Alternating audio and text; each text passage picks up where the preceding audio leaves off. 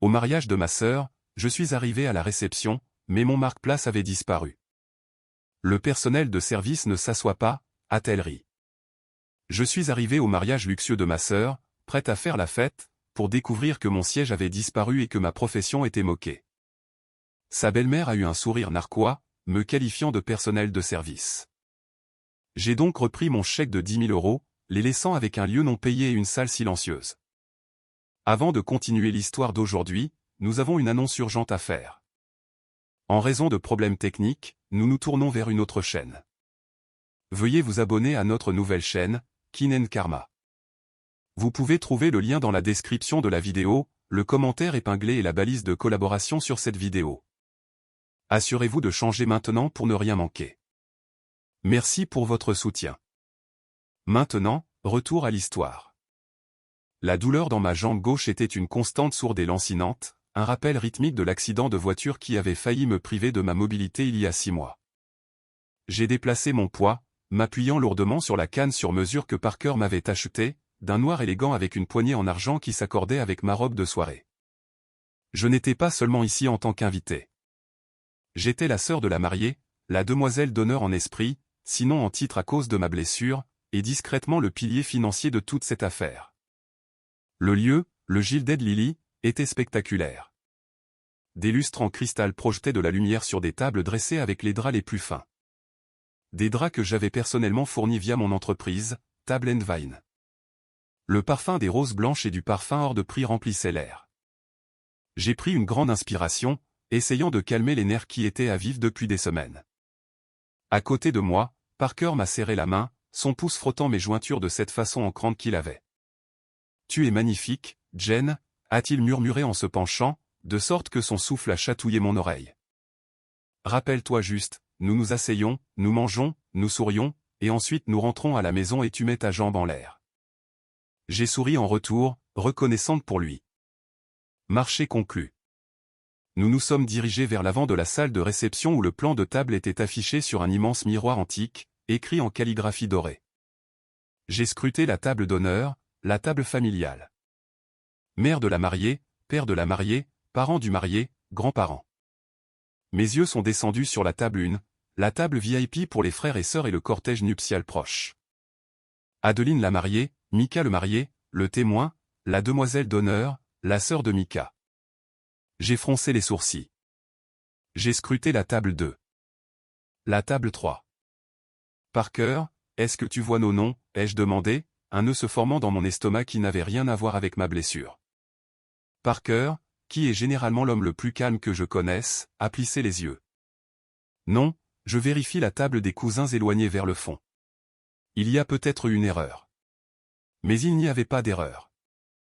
Nous n'étions pas sur le miroir. Confuse, pensant peut-être qu'ils avaient fait un marque-place spécial pour nous à la table d'honneur sans le lister, j'ai boité vers l'avant de la pièce. La salle se remplissait. Les invités prenaient place, le tintement des verres et les rires créant un mur de son. J'ai atteint la table d'honneur juste au moment où Patricia, la nouvelle belle-mère de ma sœur, faisait son entrée. Elle portait une robe qui était sans doute trop proche du blanc, un champagne pâle et chatoyant qui réclamait de l'attention.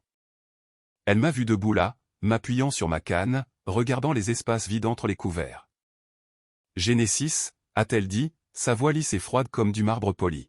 « Que fais-tu ici ?»« Je cherche ma place, Patricia » ai-je dit, essayant de garder une voix égale. Parker et moi ne sommes pas sur le plan. Elle a porté une main manucurée à sa poitrine, feignant le choc, mais le coin de sa bouche a tressailli vers le haut. Un sourire narquois. Un sourire narquois définitif et indéniable. « Oh, chérie » a-t-elle gloussé, assez fort pour que la famille du marié à la table voisine l'entende. « Nous ne t'avons pas attribué de siège. Nous avons supposé que tu serais trop occupé à servir. » Le monde a semblé s'arrêter de tourner pendant une seconde. Le bruit ambiant de la pièce s'est estompé en un bourdonnement. « Pardon » ai-je demandé, ma prise se resserrant sur ma canne. « Eh bien » elle a fait un geste vague vers le personnel qui se déplaçait avec des plateaux. « Tu diriges une entreprise de restauration, n'est-ce pas ? Table & Vine. Puisque tu es dans l'industrie, nous avons juste pensé que tu voudrais être là où tu es le plus à l'aise, pour aider les choses à se dérouler sans accroc. De plus, elle a regardé ma canne avec insistance. Je suppose que tu pourrais t'asseoir sur un tabouret dans la cuisine si ta jambe te fait souffrir. J'ai regardé autour de moi. J'ai vu Mika, le marié, debout à quelques mètres de là, ajustant sa cravate. Il l'avait entendu. Il l'avait absolument entendu. Il a baissé les yeux vers ses chaussures. J'ai regardé la table 15 près des toilettes. Même mon cousin issu de Germain, un homme à qui Adeline n'avait pas parlé depuis 5 ans, avait un siège réservé avec une carte de nom en relief doré. L'humiliation a été un coup physique. Cela m'a frappé plus fort que l'airbag il y a 6 mois. J'avais passé des semaines à demander des faveurs, à améliorer la carte des vins gratuitement et à m'assurer que les arrangements floraux étaient au prix de gros, leur faisant économiser des milliers. Et dans mon sac à main, je portais un chèque de 10 000 €, un cadeau dont Adeline avait laissé entendre en larmes qu'ils avaient besoin pour la compte d'une maison. Parker s'est avancé à côté de moi, le visage foudroyant. Patricia, ça suffit.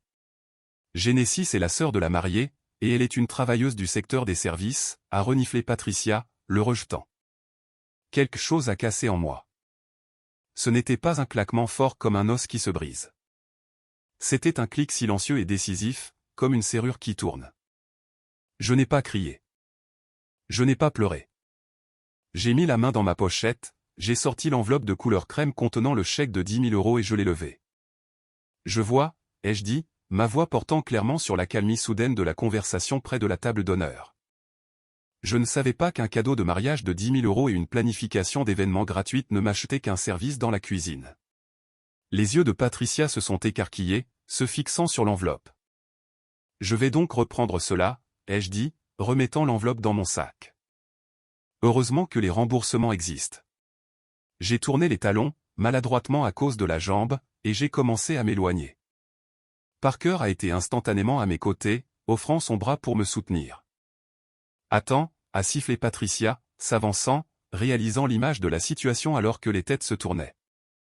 Genesis. C'était la voix d'Adeline. Je ne me suis pas arrêté. J'ai franchi les doubles portes, le silence de la pièce me suivant comme une onde de choc.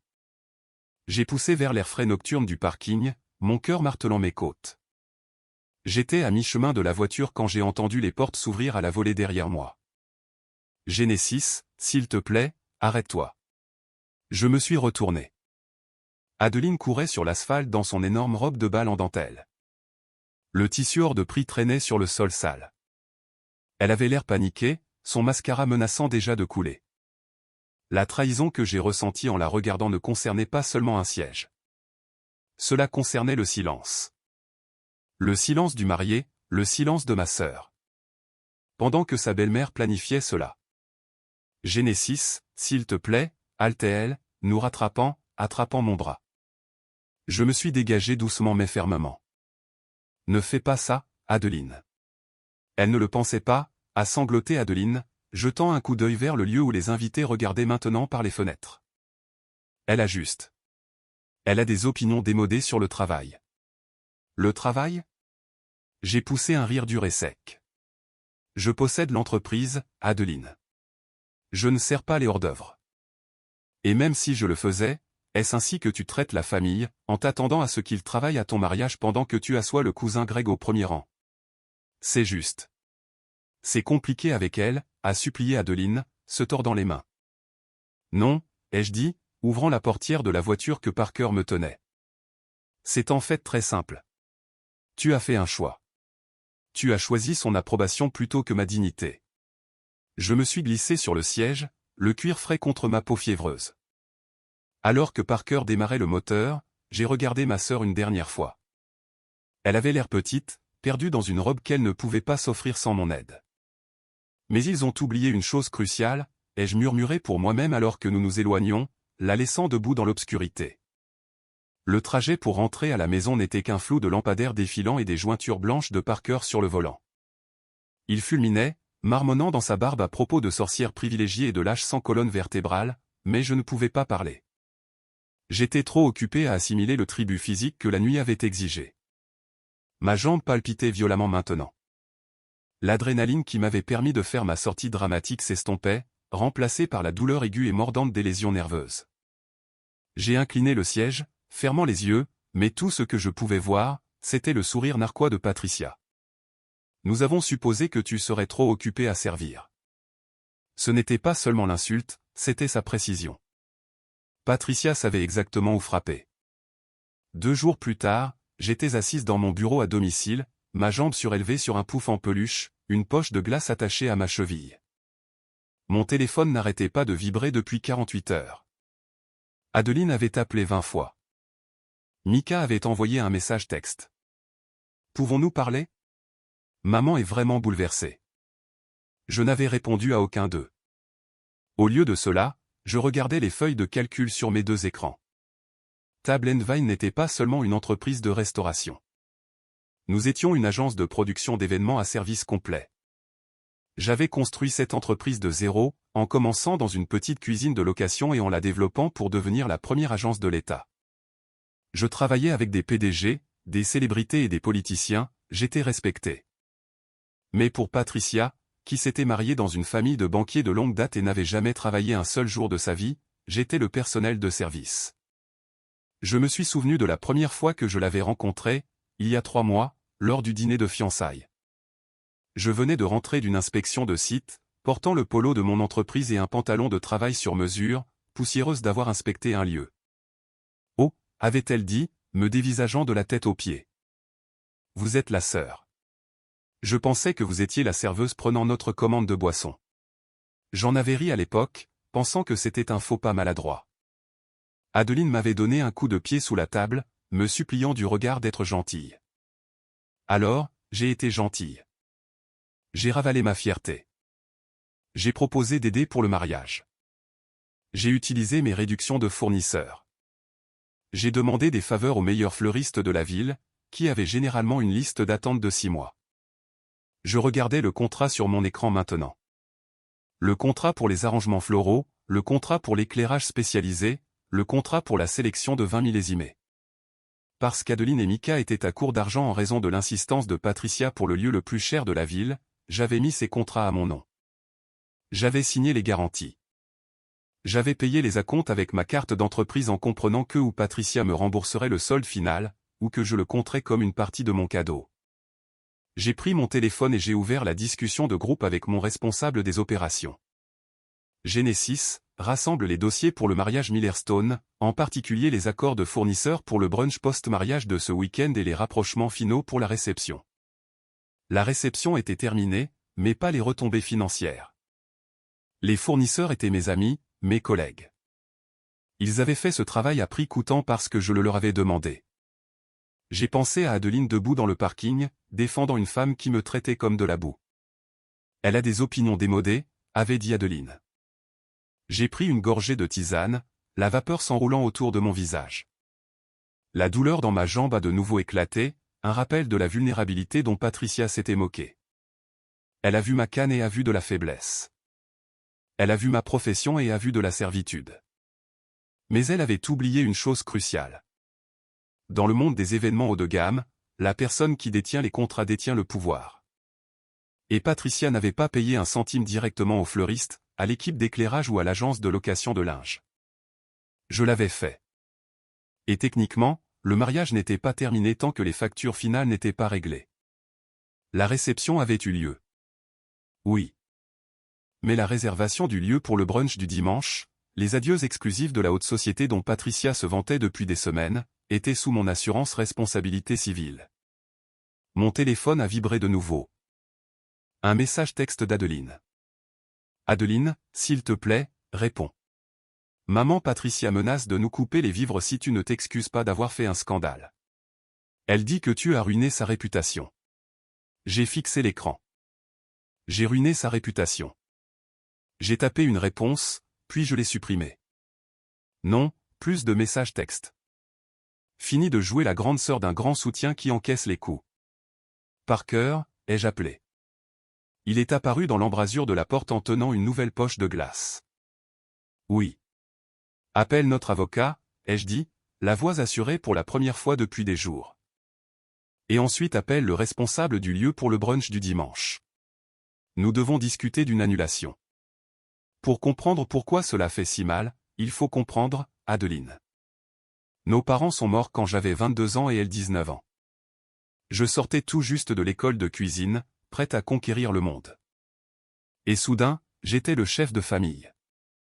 J'ai mis de côté mes rêves de voyager en France et j'ai lancé Table & Vine depuis le garage de nos parents pour pouvoir être à la maison tous les soirs. J'ai payé la dernière année d'université d'Adeline. J'ai payé son premier appartement. J'ai payé sa thérapie quand le chagrin était trop lourd. Je l'ai protégée. Je suis devenu le roc pour qu'elle puisse être la fleur. Et pendant longtemps, nous étions une équipe. Mais ensuite, elle a rencontré Mika. Mika n'était pas un mauvais garçon au début. Il était un jeune associé discret dans un cabinet d'avocats, doué apparemment gentil, mais il était terrifié par sa mère. Patricia Stone. Patricia était une femme qui portait l'argent de son mari comme une armure. Elle n'avait pas seulement de la richesse. Elle avait une obsession pour la hiérarchie. Dans son monde, il y avait les personnes qui étaient servies et les personnes qui servaient. Il n'y avait pas de juste milieu. Quand Adeline et Mika se sont fiancés, Patricia a immédiatement pris le relais. Nous ne pouvons pas célébrer le mariage dans un parc, avait-elle ricané face au rêve d'Adeline d'une cérémonie dans un jardin. Il nous faut le Gilded Lily. Les Stones se sont toujours mariés au Lily. Adeline s'était effondrée. Elle s'effondrait toujours. Et j'étais intervenu pour que cela se produise, utilisant mes relations pour leur obtenir une date dans ce lieu exclusif, qui était généralement réservé 2 ans à l'avance. Je ne sais pas comment vous connaissez ces personnes, avait dit Patricia lors d'une réunion de planification, me regardant avec méfiance. Je suppose que le personnel de service se parle. Je possède l'entreprise qui fournit le Lily en linge et en personnel, Patricia, l'avais-je corrigé. C'est vrai. Elle avait fait un geste dédaigneux de la main. Du linge? Comme c'est pittoresque. L'antagoniste n'était pas seulement une femme méchante. C'était un prédateur qui sentait l'insécurité. Elle savait qu'Adeline était désespérée d'appartenir à cette famille d'élite, et elle utilisait ce désespoir comme une laisse. Elle a obligé Adeline à teindre ses cheveux dans une nuance de blond plus clair. Elle a critiqué le poids d'Adeline jusqu'à ce que ma sœur vive de salade. Et maintenant, elle m'avait ciblé en m'excluant du plan de table. Elle n'était pas seulement impolie. Elle établissait sa domination. Elle disait à toute la salle, à l'ensemble de leurs 200 invités de la haute société, que la famille de la mariée leur était inférieure, que nous étions du personnel. J'ai regardé le dossier du brunch du dimanche sur mon bureau. Ce brunch était le joyau de la couronne de Patricia. Il devait se tenir dans un domaine privé que je gérais, une vaste propriété historique qui n'ouvrait pas au public. Patricia avait invité le maire, plusieurs juges et les associés du cabinet d'avocats de Mika. C'était son moment de briller, pour cimenter son statut d'hôtesse suprême. Mais elle avait commis une erreur fatale, car le domaine appartenait à l'un de mes clients qui vivait en Europe. L'accord d'utilisation était strictement entre le propriétaire et Table & Vine. Patricia n'était pas sur le contrat. Mika n'était pas sur le contrat. Le contrat stipulait un accès accordé uniquement à Genesis Vance et aux invités accompagnés par elle. Si je n'étais pas là, les grilles ne s'ouvraient pas. Et Patricia venait de signifier très clairement que je n'étais pas une invitée. La porte de mon bureau s'est ouverte et Parker est entré, l'air sombre. Je viens de raccrocher avec Adeline, a-t-il dit. Et elle est hystérique. Apparemment, Patricia dit à tout le monde que tu as volé l'argent des cadeaux de mariage et que tu étais ivre à la réception. Elle déforme l'histoire. Jen, elle dit que tu as fait un scandale parce que tu étais jalouse d'Adeline. J'ai senti le sang quitter mon visage, remplacé par une colère froide et dure. Jalouse, ai-je murmuré. J'ai payé le vin qu'elle buvait pendant qu'elle disait ça. Elle essaie de prendre les devants sur l'histoire, a déclaré Parker, s'asseyant sur le bord de mon bureau. Elle sait qu'elle t'a humilié, alors maintenant elle doit te dépeindre comme la sœur folle pour que personne ne se demande pourquoi tu es parti. J'ai regardé la canne appuyée contre mon bureau. J'ai regardé le chéquier où j'avais fait chèque après chèque pour offrir à Adeline le mariage de ses rêves. Patricia voulait une guerre. Elle voulait me traiter comme une servante. Très bien, Parker, ai-je dit en attrapant mon téléphone. Prépare la voiture. Où allons-nous? Nous allons au bureau, ai-je dit, plissant les yeux. Je dois imprimer quelques factures, et ensuite je vais passer un appel à l'équipe de sécurité du domaine. La phase d'investigation était terminée. Il était temps de passer à l'exécution. Le matin suivant la débâcle du mariage, mon bureau ressemblait moins à un espace de travail qu'à une salle de crise. Le silence était lourd, rompu seulement par le bourdonnement de l'imprimante et les pas rythmés de Parker. « D'accord » a dit Parker, s'arrêtant devant mon bureau. « Alors, que je comprenne bien. Tu es l'unique garante pour le lieu du brunch demain. »« Exact » ai-je dit, ma voix étrangement calme alors que je surlignais une clause du contrat. Le domaine sur la falaise est une résidence privée appartenant au Vanderbilt. Ce sont des clients de Table & Vine. Ils me permettent d'utiliser la propriété pour des événements sélectionnés parce qu'ils font confiance à mon équipe pour protéger leur collection d'art et leurs meubles anciens. Et Patricia. Patricia pense qu'elle l'a loué, ai-je dit, un rire sec s'échappant de mes lèvres. Elle pense que sa consultante l'a réservé, mais sa consultante n'est qu'une assistante débordée que j'aide depuis des mois parce qu'elle n'avait aucune idée de comment gérer un lieu comme celui-ci. Le contrat est à mon nom. L'assurance est à mon nom. Le dépôt de garantie, la totalité des 25 000 €, est sur ma carte d'entreprise. J'ai regardé l'horloge. Il était 10:00 le samedi. Le brunch était prévu pour 11:00 le dimanche. Alors, a dit lentement Parker, un sourire se dessinant sur son visage. Si tu n'es pas là, les grilles ne s'ouvrent pas. J'ai terminé. La sécurité a des instructions strictes. Pas de Genesis, pas d'entrée. Mais annuler simplement l'événement n'était pas suffisant. Patricia m'avait humilié publiquement. Elle m'avait appelé une servante devant ma propre famille et ses amis de la haute société. Elle s'était moquée de mon handicap. Elle répandait actuellement des mensonges selon lesquels j'étais une épave jalouse et ivre. J'avais besoin d'un moyen de pression. J'avais besoin de quelque chose qui exposerait son caractère, pas seulement qui la dérangerait. Parker, ai-je dit, passe-moi le dossier des fournisseurs pour la réception. Il m'a tendu un dossier épais. J'ai commencé à passer les factures au crible. Le fleuriste, le groupe de musique, l'équipe d'éclairage, que des gens avec qui je travaillais depuis des années. Puis je l'ai vu. Une petite note manuscrite de la coordinatrice du lieu au Gilded Lily. Genesis, selon votre demande, nous avons amélioré le forfait bar en premium. La cliente, Patricia Stone, a initialement refusé l'amélioration, mais l'a ensuite exigé la semaine dernière, affirmant qu'elle avait des sponsors. Nous l'avons mis sur votre compte à titre de courtoisie puisque vous avez une ligne de crédit chez nous.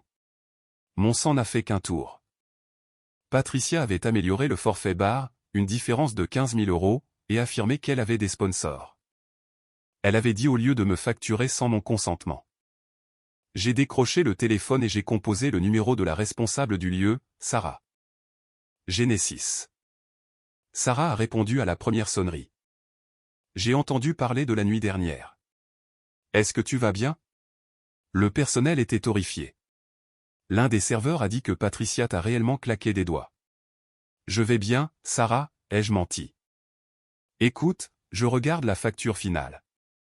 Qui a autorisé l'amélioration du bar? Patricia l'a fait, a dit Sarah. Elle est venue jeudi. Elle a dit qu'elle t'avait parlé et que tu avais accepté de le couvrir comme un cadeau supplémentaire. Je vois, ai-je dit, ma voix baissant d'une octave. Et a-t-elle signé pour cela? Oui, a dit Sarah. J'ai sa signature juste ici sur l'avenant. Envoie-moi une copie par courriel, ai-je dit. Maintenant. 5 minutes plus tard, le PDF est arrivé dans ma boîte de réception.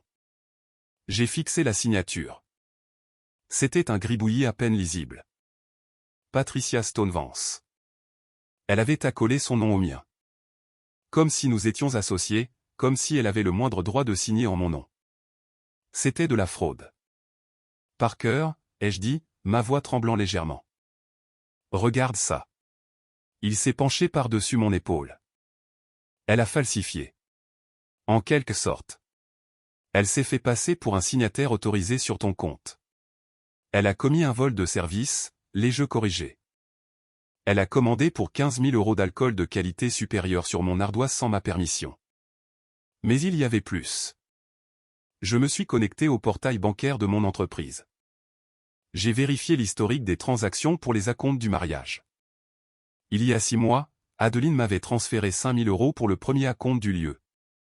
Il y a 2 mois, Mika avait transféré 3 000 € pour le groupe, mais il y avait un transfert de Patricia, 10 000 € pour les services de restauration.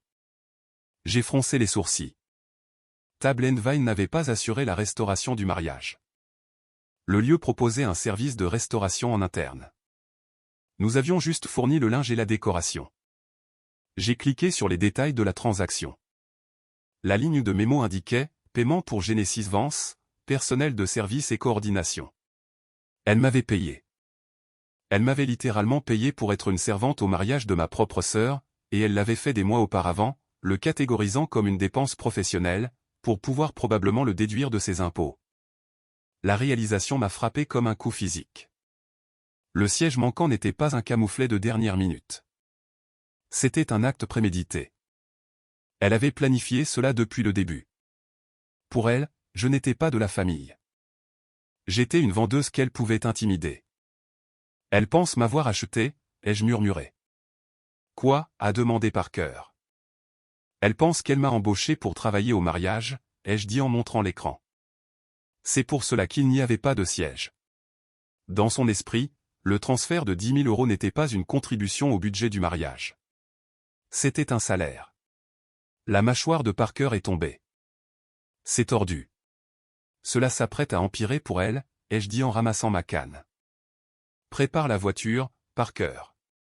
Nous allons rendre visite aux jeunes mariés avant qu'ils ne partent pour leur lune de miel. Nous sommes arrivés à la suite de l'hôtel où Adeline et Mika séjournaient. Il était 14h00.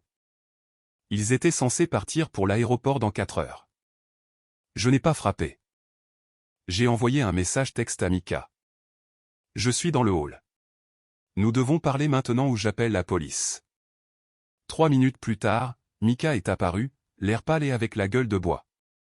Adeline était derrière lui, les yeux gonflés d'avoir pleuré. Genesis. Adeline a commencé à tendre la main vers moi. S'il te plaît, ne fais pas de scandale. Patricia est en haut dans sa suite. Bien, ai-je dit, m'appuyant lourdement sur ma canne. Fais-la descendre. Quoi, a demandé Mika en clignant des yeux. Pourquoi? Parce que, ai-je dit, sortant la facture de mon sac. Ta mère a commis une fraude la nuit dernière.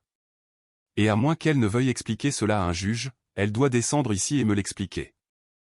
Mika a regardé le papier, puis moi. Une fraude? De quoi parles-tu? Appelle-la, c'est tout, a dit Parker, la voix dure. 10 minutes plus tard, Patricia a fait son entrée dans le hall, l'air frais et impeccablement vêtue d'un tailleur en lin.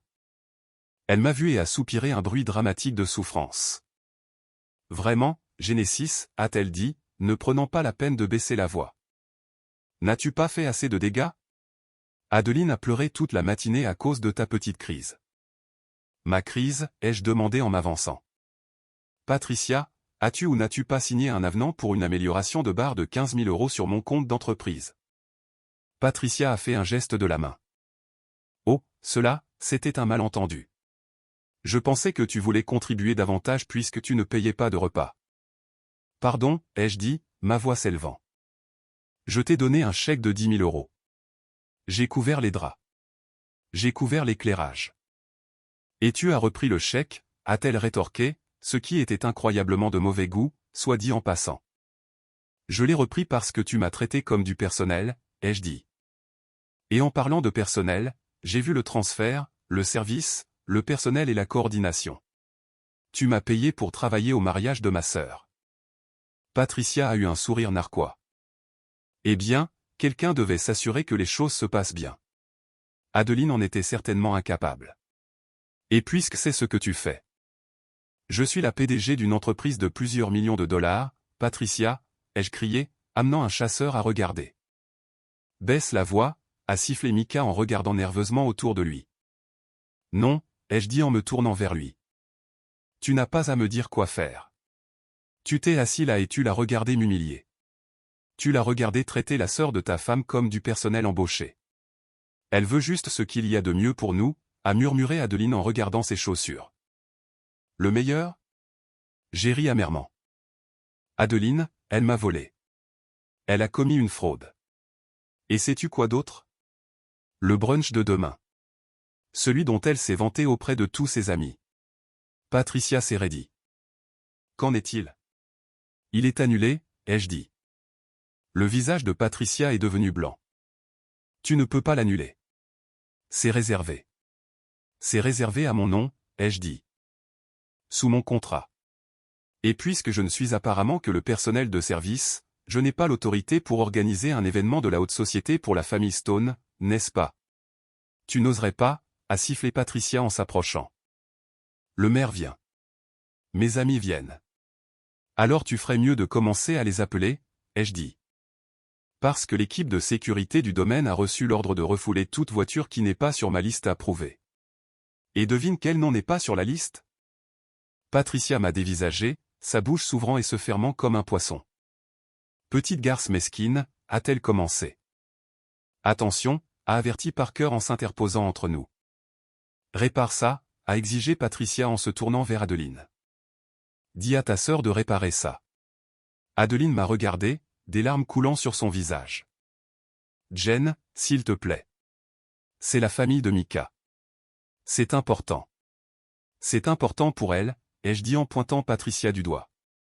Adeline, regarde ce qu'elle fait. Elle t'utilise. Elle m'utilise. Elle ne nous respecte pas. Nous sommes une famille, a pleuré Adeline. Non, ai-je dit, la voix brisée. Nous étions une famille jusqu'à ce que tu la laisses me traiter comme une servante.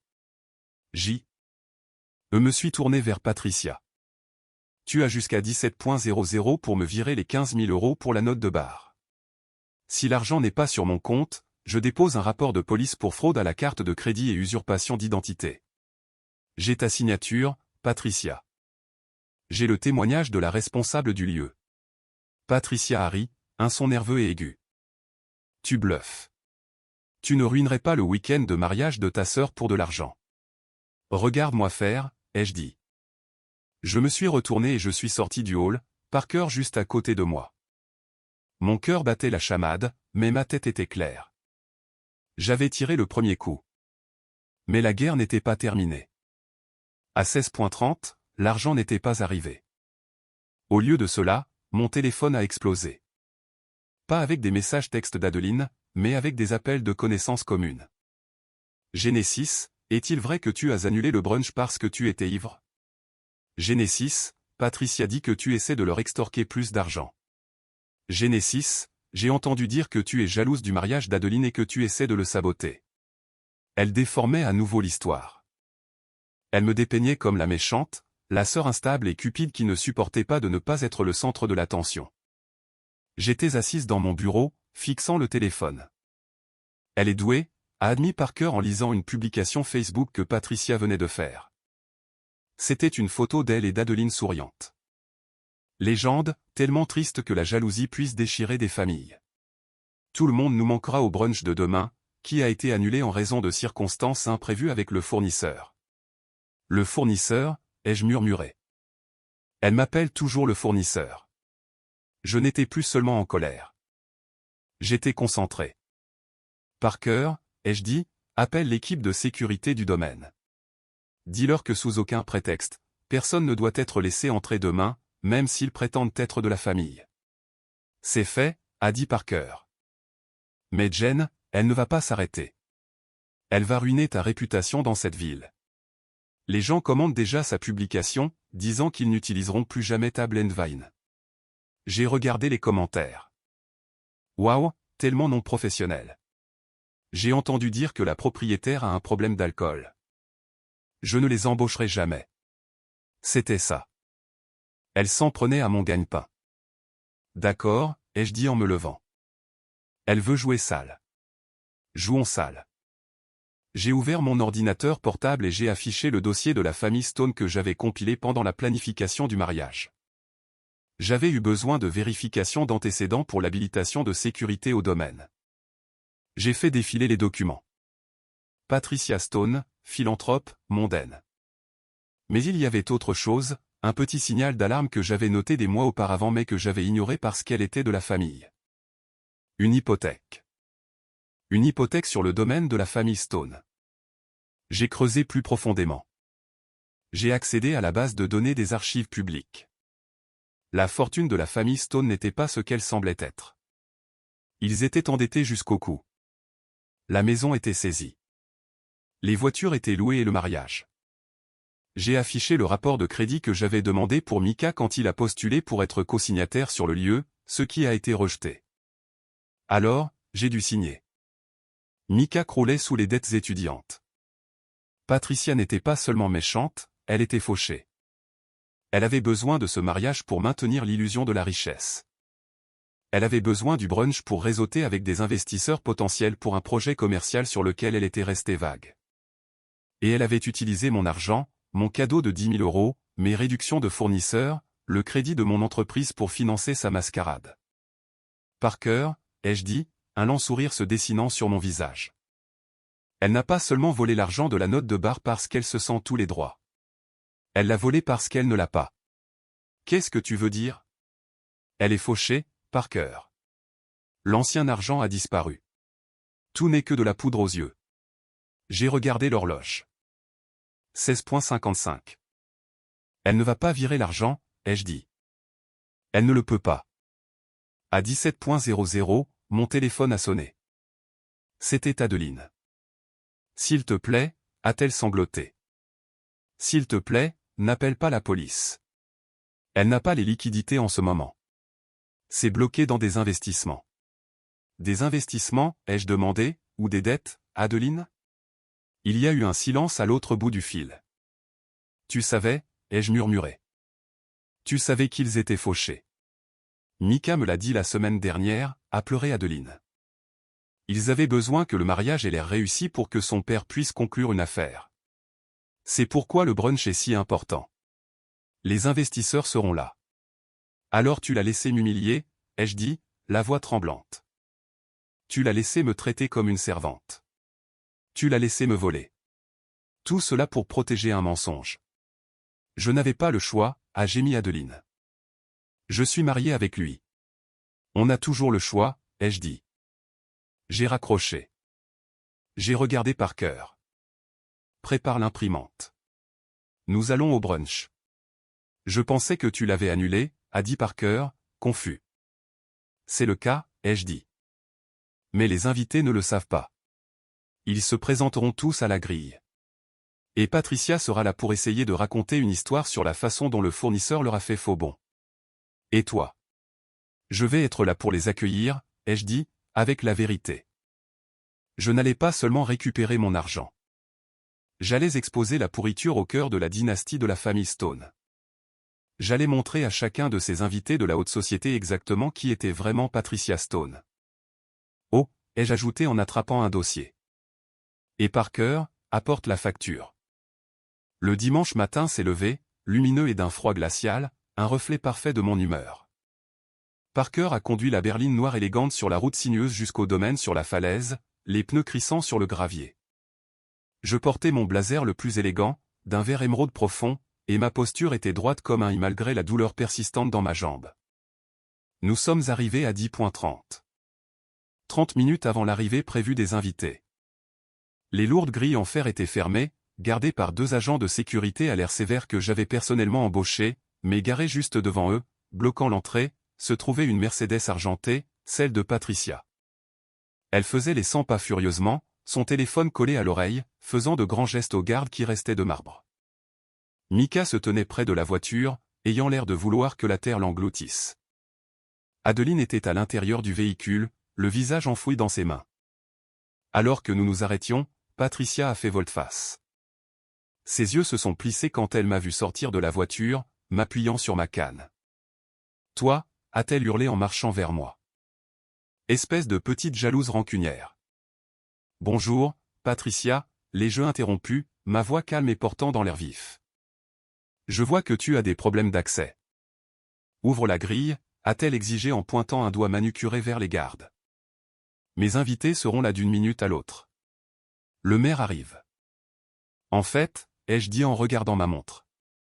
Le contrat pour ce lieu est à mon nom, et puisque tu n'as pas réglé le solde impayé pour les frais non autorisés lors de la réception, en particulier la fraude que tu as commise, j'ai exercé mon droit d'annuler l'événement. Fraude? Elle a ri, un son strident et désespéré. C'était un malentendu. Je t'ai dit que je te rembourserais. Avec quel argent, Patricia, ai-je demandé doucement. Elle s'est figée.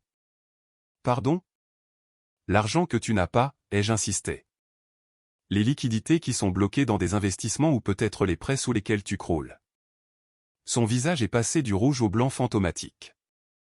Comment oses-tu? J'ai fait une vérification de crédit, Patricia, ai-je dit en levant le dossier. C'est un dossier public. Les hypothèques, les avis de saisie, les cartes de crédit plafonnées. Mika a regardé sa mère, l'horreur se lisant sur son visage. Maman, de quoi parle-t-elle? Elle ment, a crié Patricia en se jetant sur le dossier. Parker s'est interposé devant moi, lui barrant la route.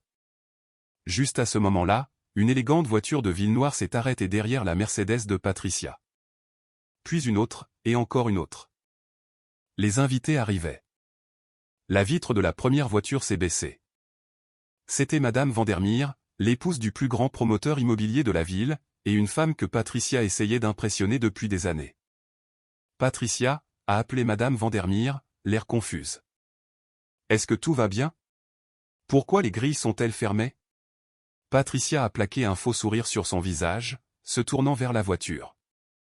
Oh, Hélène, juste un petit malentendu avec le personnel de restauration. Nous aurons réglé cela dans un instant. Elle s'est retournée vers moi, les yeux suppliants maintenant. Genesis, s'il te plaît, ne fais pas ça. Pas devant eux. Tu me l'as fait, ai-je murmuré. Devant tout le monde, tu m'as appelé le personnel de service. Tu m'as volé. Je te paierai, a-t-elle sifflé. Je le jure. Tu ne peux pas me payer, ai-je dit, mais tu peux dire la vérité. Quoi? Dis-leur, ai-je dit en désignant la file de voitures qui s'accumulait derrière Madame Vandermeer.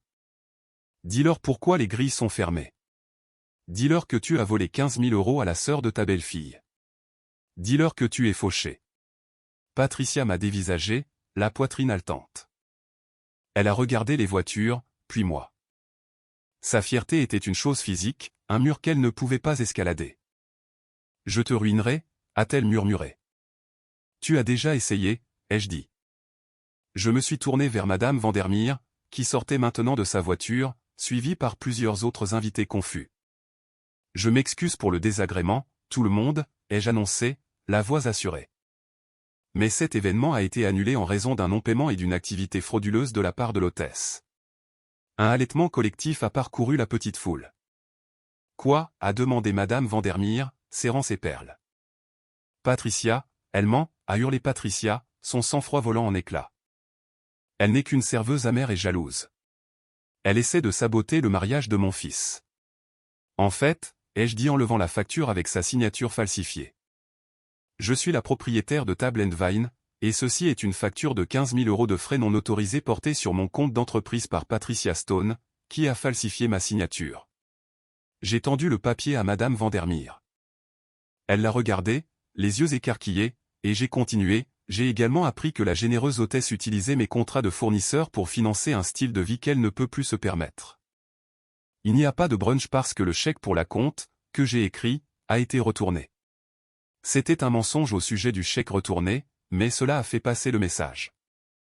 Le silence était assourdissant. Patricia a regardé autour d'elle, voyant le jugement dans leurs yeux. La façade soigneusement construite de la riche matriarche s'effondrait.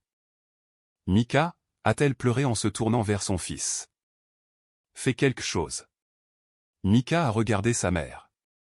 Puis il a regardé Adeline, qui se tenait près de la voiture, pleurant silencieusement. Puis il m'a regardé. Est-ce vrai? A-t-il demandé à sa mère au sujet de l'argent. C'est compliqué, a gémi Patricia. Ce n'est pas compliqué, a dit Mika, la voix tremblante. C'est vrai, n'est-ce pas? Tu as utilisé Adeline. Tu as utilisé Genesis. Il s'est tourné vers la foule. Je suis désolé, a-t-il dit. Ma mère, elle. Il n'a pas pu terminer. Il a juste secoué la tête et s'est dirigé vers Adeline, lui prenant la main. Nous partons, a dit Mika. Tu ne peux pas partir, a crié Patricia. C'est mon événement. Il n'y a pas d'événement, mère, a dit doucement Mika. C'est fini. Il a conduit Adeline vers ma voiture, pas celle de sa mère. Peux-tu nous ramener à la maison, m'a-t-il demandé. J'ai regardé ma sœur. Elle avait l'air brisée, mais pour la première fois depuis des mois, elle me regardait, et non le sol. Montez, ai-je dit. Alors que nous nous éloignions, j'ai regardé dans le rétroviseur Patricia debout seule devant les grilles verrouillées. Madame Vandermeer et les autres invités remontaient dans leur voiture et faisaient demi-tour, la laissant dans un nuage de poussière. Les retombées ont été rapides et brutales. Patricia n'a pas seulement perdu la face. Elle a perdu son rang social. La nouvelle s'est répandue dans les cercles de la haute société plus vite que le champagne lors d'un gala. L'accusation de fraude, combinée à la scène publique au domaine, a fait d'elle une paria. Les investisseurs qu'elle avait espéré séduire au brunch ont disparu. Sans leur soutien, le château de cartes s'est effondré. En l'espace de 3 mois, le domaine de la famille Stone a été saisi. Patricia a emménagé dans un petit appartement en copropriété à la périphérie de la ville, amère et seule, me reprochant toujours sa chute. Le mariage de Mika et Adeline a survécu, mais de justesse. Ils ont emménagé dans un appartement modeste, qu'ils ont payé eux-mêmes. Mika a tenu tête à sa mère pour la première fois de sa vie, coupant les liens financiers et fixant des limites strictes. Il a pris un second emploi pour rembourser ses dettes et lentement, douloureusement, il a commencé à gagner mon respect. Quant à moi, je n'ai pas perdu un seul client. En fait, Tablenvine a grandi.